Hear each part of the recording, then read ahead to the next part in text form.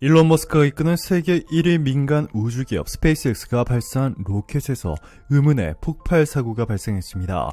이로 인해 올해 안으로 스타쉽 무인 우주선을 우주 궤도로 쌓아 올리겠다는 세계 부자 순위 1위 일론 머스크의 구상에 큰 차질이 생겼는데요. 놀랍게도 얼마 전 누리호를 성공적으로 발사한 한국에 도움을 요청하며 이 파격적인 제안을 할 것이라는 소식이 전해지면서 한국 우주산업에 지각 변동이 생길 전망입니다. 일부 전문가들은 이번 일론 머스크의 초대박 제안으로 이제 갓 세계 7위 우주 강국으로 도약했던 한국이 단숨에 미국과 어깨를 나란히 하며 한국이 세계 2위 초강국으로 등극하게 됐다며 전 세계 언론들이 한국에 숨겨졌던 극비 기술에 대해 집중 조명하기 시작했는데요. 지금부터 이 놀라운 내용 최고 수익률에서 여러분들에게 단독으로 전해드리겠습니다. 최근 미국 텍사스 보카치카에서 차세대 스타쉽 우주선의 추진체 슈퍼 헤비 부스터 7의 시험 발사가 진행됐는데 추진체 하단부에서 연기가 나오다 카메라가 흔들릴 정도의 폭발이 발생했는데 이어 추진체 하단부가 불길에 휩싸였습니다. 해당 시제품은 로켓에서 추진 동력을 공급하는 랩터 엔진 33개를 갖추고 있으며 수일에 걸쳐 정적 발사 시험을 진행 중이었습니다. 영국의 로이터 통신은 이날 폭발로 스타쉽 무인 우주선을 연내 우주 궤도로 쌓아올리겠다는 머스크의 계획에 차질이 생길 것으로 봤는데요. 실제로 일론 머스크는 이번 폭발 이후 자신의 트위터를 통해 이렇게 말했습니다. 상황이 좋지 않다. 피해 정도를 평가 중이다. 극저온 연료는 지구처럼 산소가 있는 대기 환경에선 증발해 폭발 위험이 있는 만큼 어려움이 가중되고 있다 라고 말이죠. 자, 그런데 현재 미국 메이저 언론들 뿐만 아니라 전 세계 주요 외신들이 이번 폭발 사고를 겪은 일론 머스크가 한국의 도움을 요청하며 한국에 초대박 제안을 할 것이라고 말하고 있는 이유는 얼마 전 한국이 발사에 성공한 누리호의 전 세계를 뒤흔들 만한 극비 기술이 숨겨져 있었기 때문이었습니다. 지금 화면에 보이는 것이 바로 누리호에 탑재된 엔진의 모습인데요. 이 액체 엔진은 초고난도 우주기술이 접목된 누리호의 심장으로 우주 강국으로 불리는 미국과 러시아도 최소 수십 년 동안 실패한 끝에 겨우 개발해낸 것인데 한국은 단기간 내 훨씬 더 안전성이 높게 만들어냈습니다.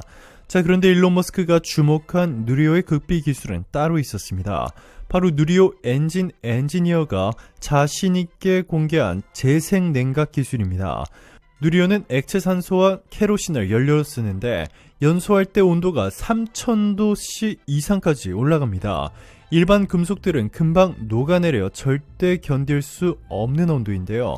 한국인 엔지니어들은 별도의 냉각수를 사용하지 않고 발사체 연료를 활용해 엔진을 냉각시키는 이 초고난도 기술을 이번에 선보인 것입니다. 임 과장은 연료를 곧바로 연소기에 분사하지 않고 엔진 벽 속에 있는 미세관들을 통과시켜 연소실로 보내면 엔진을 식힐 수 있다라며 이 케로신을 일부러 밑으로 보냈다가 엔진의 벽면을 냉각시키면서 올라오는 구조라고 설명했습니다.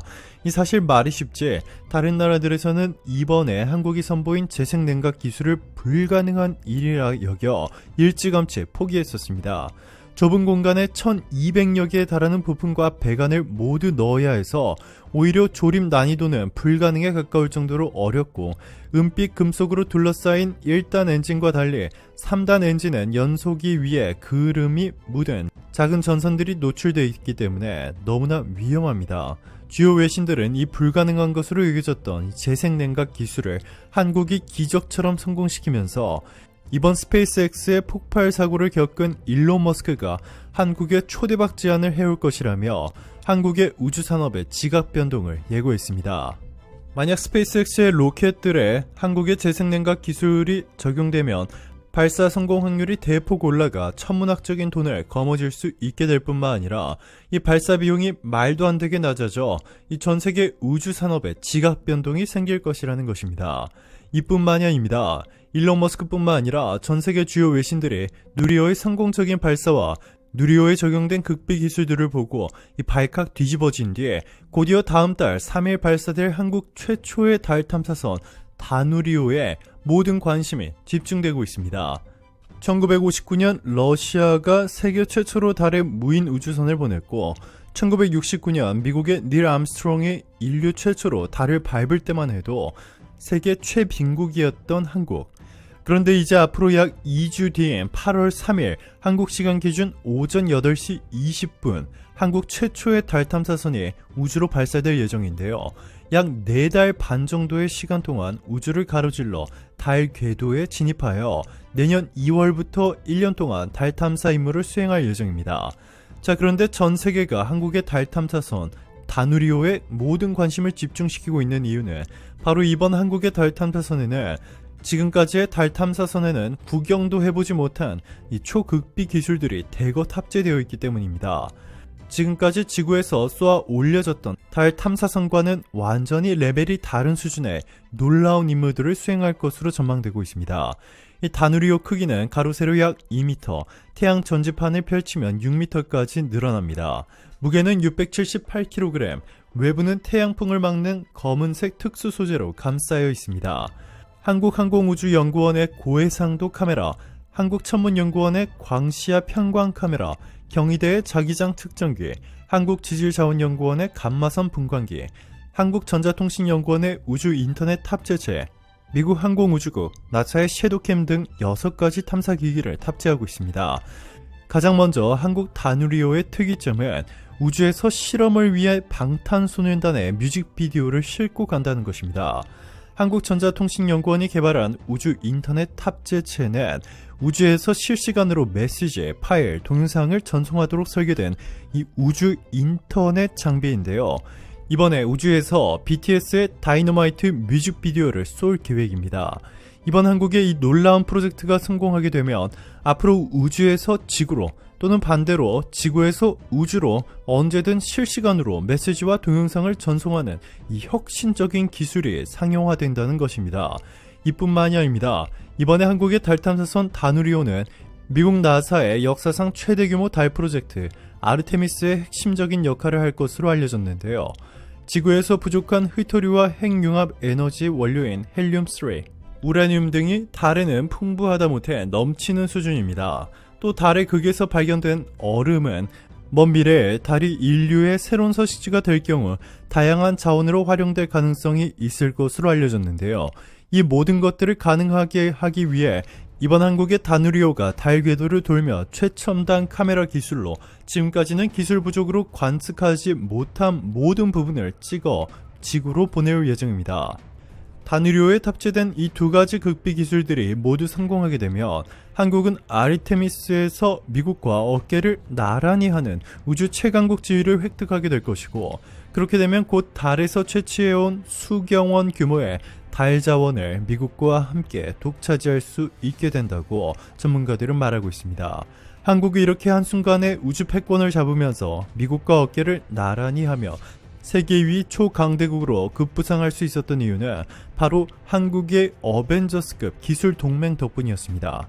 한국지질자원연구원을 중심으로 하나 에어로스페이스, 한국건설기술연구원, 한국원자력연구원, 한국에너지기술연구원, 한국표준과학연구원, 그리고 한국항공우주연구원이 강력한 동맹을 맺고 우주자원 채굴 기술 개발을 위한 협력에 나서자 전 세계가 발칵 뒤집혔습니다. 달뿐만이 아니라 우주 곳곳에서 자원을 채굴해 산소, 발전 설비, 건축자재, 발사체 연료 등 필요한 물자를 생산하는 시설을 구축하는 기술을 선보일 것이라 예고했는데요.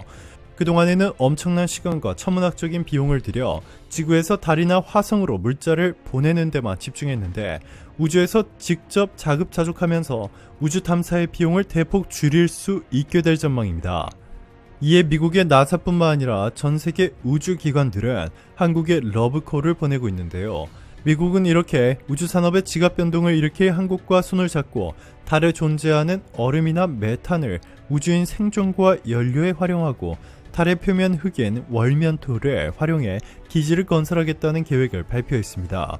중국은 최근 불법으로 달을 점령할 계획인 것으로 알려졌습니다.